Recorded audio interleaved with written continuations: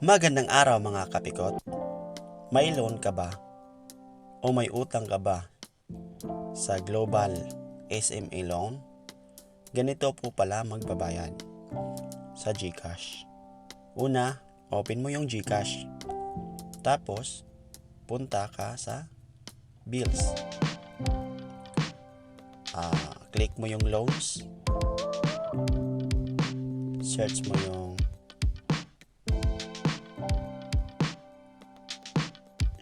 mo yung Global SME Loans. Tapos, ilagay mo kung magkano babayaran mo, account number, account name, at saka email.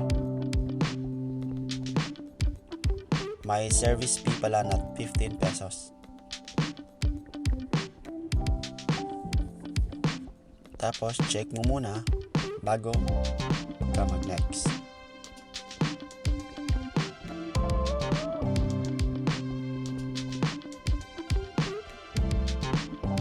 Next. I-check mo ulit and then confirm.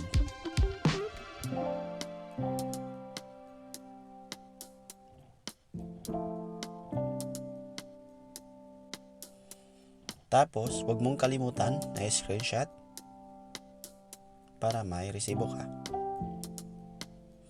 At yun lang. Salamat!